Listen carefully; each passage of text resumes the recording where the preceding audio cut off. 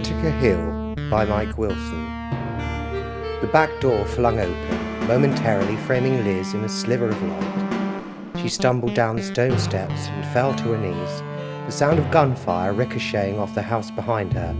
A shimmering fist of cloud obscured the moon, and she could just make out the car a few yards ahead of her. "Get down!" a man shouted, as a spinning, smoking canister bounced over the cobbled path, tear gas spraying in all directions. Choking, Liz clawed at the ground, dragging herself up behind the vehicle.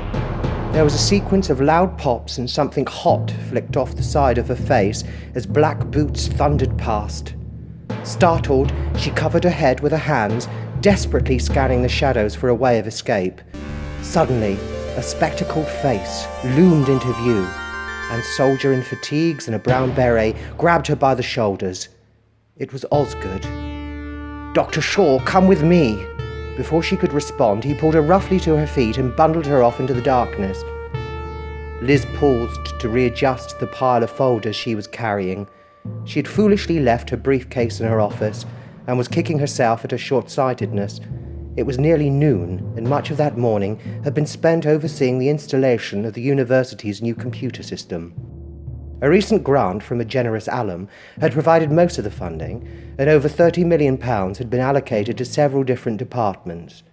Liz had just returned from a series of meetings when she stumbled into a technician unspooling a massive length of cabling. "Excuse me, Dr. Shaw," he muttered sheepishly. "That's quite all right," she smiled. "Any word on the primary terminal?" "I think Dr. Holt is running the first test now." "Thank you." She stepped gingerly over the serpentine mass of wire and turned down a nearby corridor. A woman was peering into the window of the computer lab. "May I help you?" she asked, fumbling to retrieve her keycard from her pocket. "Liz!" the woman exclaimed, a wide smile on her face. Liz seemed momentarily taken aback. "Alison?" Just then the folder slipped from her hands. She cursed under her breath, stooping to collect the stray paperwork cascading along the floor. Alison dropped to help her, and the two old friends quickly gathered the various charts and diagrams into the semblance of a pile. "What are you doing here?" Liz asked incredulously. "I came to see you, of course." "But I thought you were in Uganda, coordinating the relief operation." "I was." Alison handed a sheaf of papers to Liz, and she tucked it back into the folder. "But I had a bit of a bug, so Paragon flew me back for treatment." They stood up, and Liz clumsily readjusted the stack of paperwork. "A bug?" she said. "Nothing too serious, I take it." "Oh, not really. Just an intestinal worm, as long as your arm." Liz grimaced, and Alison slipped an arm around her shoulder. "Let's get lunch." The pub was crowded with students, but Liz and Alison managed to find a small table on the back patio. "Jeff was in Brussels just last week," said Alison, nibbling at a sandwich. "Paragon was hosting a conference on civic stabilization systems." "That sounds vaguely sinister," Liz quipped. "Not as sinister as Urban Surveillance Initiative." "I see your point." "Anyway, he's back now and working on a new project. I don't know much about it, but he said it might be something you can help me with." "Me?" said Liz with mild amusement. Alison smoothed the napkin across her lap. "That's actually why I'm here, Liz," she said, a subtle change in her demeanour. There was an uncertainness in her voice, a fleeting apprehension perhaps, but just enough to pick up on. "Jeff's always taken keen interest in your work, you know." "I can't imagine why," Liz said flatly. "Sometimes I don't even take an interest in it myself." Alison chuckled and took a quick sip of wine. Liz eased back into her chair, absently fingering the stem of a wineglass. She had met Alison's husband Geoffrey only once before. It was at a symposium held in conjunction with the University School of Biological Sciences in Paragon, a global security company. Geoffrey had delivered a short lecture on the application of biometrics in a variety of disciplines, everything from financial management systems to kidnapping and hostage prevention. It was very informative, but when an attendee broached the issue of personal privacy during the Q&A that followed, Geoffrey's evasiveness, coupled with a rather sarcastic demeanour, had left her somewhat cold. "We should have dinner, don't you think?" Liz looked up. Alison was herself again, all traces of uneasiness having evaporated. Perhaps Liz was only imagining things. She certainly wanted to believe it, but she suspected otherwise. Regardless, she had played her part exactly as instructed. It was surprisingly easy, and Alison was none the wiser. At least she hoped so. "Definitely," said Liz, offering a quick but somewhat tepid smile. "It would be good to catch up." Alison laughed and swirled the wine in a glass. "Perfect! I'll tell Geoffrey. I know he can't wait to pick your brain." Geoffrey greeted Liz with a warm hug and slid into the booth next to Alison. "Sorry I'm late," said Liz apologetically. "We've been running a test sequence on the new mainframe. It's astoundingly fast, one of the fastest in Europe." "So I gather," said Geoffrey as he poured Liz a glass of wine. "Physics and chem are already fighting each other for it." "They just have to learn to share," Alison chimed in. Liz flipped her menu open. "That's easier said than done." "But not impossible," added Geoffrey. "I found the free exchange of information essential to the success of any worthwhile endeavour. As a matter of fact, my work at Paragon depends on it." "And what is that exactly?" Liz had proffered the question as nonchalantly as possible, but when she glanced up from the menu, Geoffrey seemed to be studying her with a cool, almost academic detachment. "The modern world can be an unpleasant place, and for the first time in history, the threat of global annihilation is a frightening possibility. Paragon was founded to ensure the security of our society in these challenging times." Liz appeared dubious. "Is that the speech you give your clients?" Geoffrey huffed. "It sounds better after a bottle of scotch." "Most things do." "You were always a skeptic," said Alison with mock aggravation. "It's my job," Liz responded proudly, "and I'm still uncertain as to what it is you're peddling, Geoffrey." "Peddling? You make it sound so unseemly." "Forgive me, but in my experience, security is a word that's rather easily abused." Geoffrey swirled his glass, savouring the bouquet. "I agree, but the alternative is a world enslaved to the narrowness of the individual's vision. Paragon has grown beyond those confines, beyond the corporate dominance of technology, and certainly beyond the secrecy and selfishness of government." "Beyond democracy," said Liz. Geoffrey laughed. "Democracy? By whose definition?" "By most people's, I imagine." "Imagination is what most of them lack." There was a finality to the statement, and Liz decided it best not to argue. There was a brief but noticeable silence until Alison said, "I hope you're hungry, because I'm absolutely famished." "Starving," said Liz with a notable sense of relief. "In that case, why don't I order?" Geoffrey reached over and deftly plucked the menu from Liz's hands as a waiter approached the table. Across the street from the restaurant, Sergeant Tom Osgood of UNIT sat slouched in a car, intently tuning a small radio receiver resting on his lap. The speaker crackled momentarily, and then a voice, slightly distorted but recognisable, came through. It was Liz. "The militarisation of science should be everyone's concern. The guiding principle of my work has always been to ensure the peace and stability of the global community." Alison laid her fork aside. "But therein lies a problem. The global community, as you call it, has become nothing but a nebulous cadre of elitists." Geoffrey dabbed his mouth with his napkin. "Alison's right, Liz. Time and again, nationalistic loyalties have proven to be easily manipulated to ensure the total control of knowledge and innovation." "If you're referring to the government," Liz began before Alison cut her off. "Not just our government, Liz, but those of our so-called allies as well. Even the United Nations, as altruistic as it appears on the surface, is no better." Geoffrey was becoming increasingly animated, warming to his subject. "Ask yourself why an organisation supposedly dedicated to the peaceful advancement of mankind would require its own security service." Liz was quiet. She would have to tread cautiously now.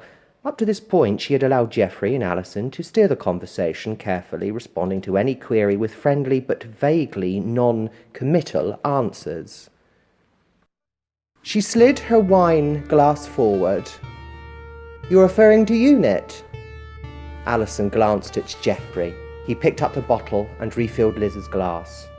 I'm no longer affiliated with that organisation. Perhaps not, said Geoffrey. But what interests me is why does it matter? It must, or you wouldn't have left in the first place. It was Alison speaking, and Liz turned to her friend. She gave a half shrug. I found the work unrewarding.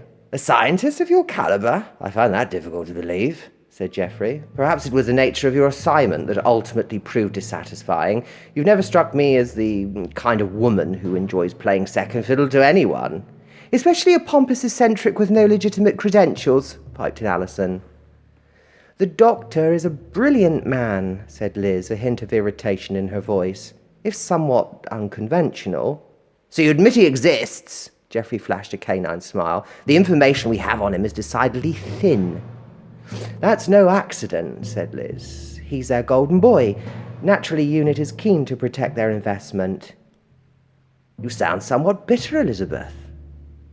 I'd better things to do than tinker around in a basement. I had my own career after all. A career that was unceremoniously interrupted, murmured Alison in a subtle attempt to stroke Liz's seeming resentment. And for whose benefit? Added Geoffrey. Whose benefit? Liz was silent. They were working in tandem now, systematically attempt to break down her defences, and she wondered how long they had practised their attack. She looked away for a moment, her nails absently picking at a small snag in the tablecloth. Alison reached out and laid her hand across Liz's. Certainly not yours. It was raining when they left the restaurant. Liz and Alison huddled under the awning as they waited for Geoffrey to bring the car round. I'm glad we had chance to talk, said Alison, squeezing closer to Liz as a slight shiver ran through her. I knew you and Geoffrey would hit it off, given the chance. He's definitely given me a lot to think about. You as well. I just hope he didn't come on too strong. Geoffrey isn't known for his subtlety. I find it refreshing, Liz lied. At least you know where he stands. The car pulled up and Geoffrey got out with an umbrella. Ready, darling? He put his arm around Alison, then looked to Liz. I hope your car is close. It's just around the corner. Geoffrey handed Liz the umbrella. Here, take this. Don't want you getting all wet. Thanks. I'll see you both this weekend. I can't wait, said Alison. Geoffrey steered her towards the car as the rain pummeled the pavement at their feet. Till Saturday, he said, before climbing behind the wheel. Liz watched the car speed off, the taillights bleeding red as it disappeared into the distance. She lingered for a moment, her fingers tightening on the umbrella, a grimness settling over her features. Then she turned and crossed the street where Osgood was still waiting. He slid the window down and she leaned in, large droplets cascading along the contours of the car. Did you get it? Osgood nodded. Yes, Dr. Shaw. This weekend, then. That's right, she said quietly. The house at Whitaker Hill. The house was set back from the road, the weathered stone sheltered by a cluster of trees that ringed the property. A ramshackle barn, the roof partially collapsed, sat adjacent to it, the doors sagging with age. Liz buttoned her jacket as Alison approached, a small basket tucked under her arm. It's good to be back, said Liz. It hasn't changed much. Alison smirked. Remember the weekend before finals? We drove out with Alicia and Emily. Liz rolled her eyes. The night the boys broke the window. Those idiots, said Alison, shaking her head. They scared me half to death. You think 4 men with graduate degrees would open a door properly? Well, 2 of them were in theatre studies, added Alison dryly, so it's not really surprising. They giggled at the memory, and then Alison said, I'm glad Geoffrey came. I've always wanted him to see it. Where is he? I haven't seen him all morning. Oh, probably on the phone, sighed Alison. He's been chattering away for over an hour. Paragon must keep him busy. Alison nodded, the wind whipping at her hair. He's very important, she said, and he believes in what he's doing. What about you? Asked Liz. The question seemed to hang in the air. Alison straightened her cap, pulling it tight over her ears. I believe in Geoffrey, she said, a firmness to her voice. She handed Liz a basket. Shall we go? Without waiting for a response, she started towards the trailhead at the edge of the trees. The sun was fading when they returned, long orange rays slicing across the fields, and towards the sea beyond, Liz picked at the feeble assortment of mushrooms gathered in the basket. "They all look rather anemic," she muttered. "I hope they won't ruin your sauce." Alison laughed. "Nothing could ruin it, believe me." "Well, at least we have plenty of wine," Liz said. "I'm looking forward to putting my feet up." "You brought what Geoffrey requested?" Liz closed the basket. She'd spent the last 2 days quietly preparing herself for what was about to transpire. There were moments when her nerve had almost deserted her, and she had seriously contemplated pulling out.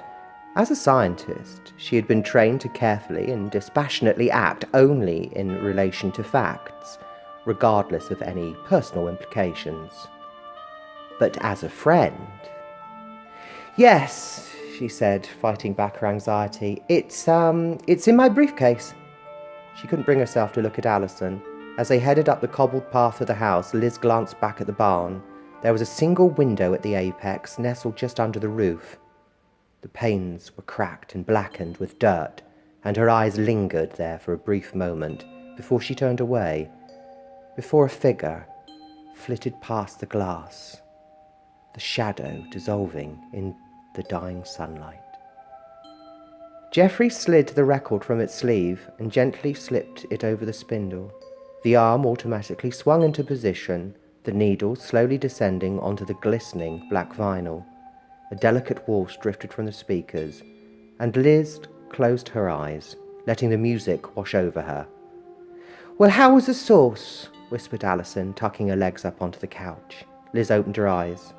"Are you referring to the pasta or the wine?" she quipped, holding up her glass. Alison battered her on the shoulder. "The pasta, of course. I know the wine is excellent. Geoffrey picked it out." He grinned. "I must admit I pride myself on my rather discerning palate." "You pride yourself on everything," said Alison. Geoffrey leaned over and gave her a quick kiss. "Knowledge is power, my darling."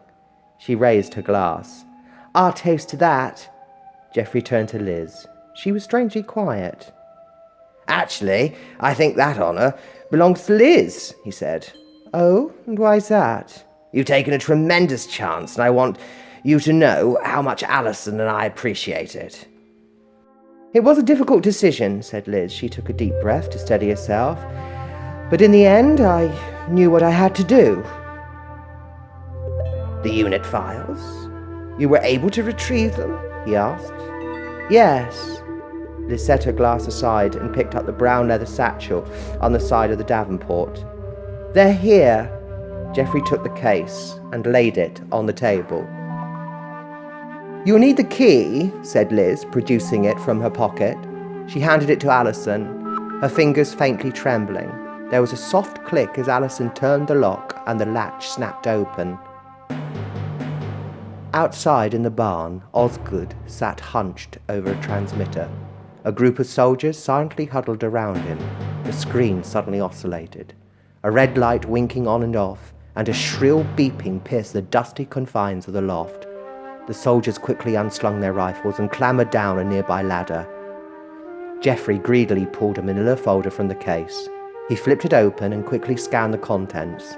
He frowned. Liz stepped away and Alison came over, a look of concern on her face. "What is it, Jeff?" He handed her the folder. I don't understand," said Alison, hurriedly paging through the file. "These photos! Jeff, these photos are us!" She trailed off, a sudden realization dawning. The folder slipped from her fingers, scattering the black and white images along a tabletop. "I was told you might contact me," said Liz quietly. "The truth is, you've both been under surveillance for some time." Alison rounded on her friend. "You were part of this?" she sputtered in disbelief. Geoffrey remained motionless, a strange, almost unnatural smugness about him. "Not initially," said Liz. "At first I didn't believe it. I didn't want to." Her voice trembled, a wave of feeling rising inside her. "But then..." A deafening crack interrupted her, and Alison jumped at the sound. Geoffrey cocked his head, and Liz detected a fleeting panic play over his face.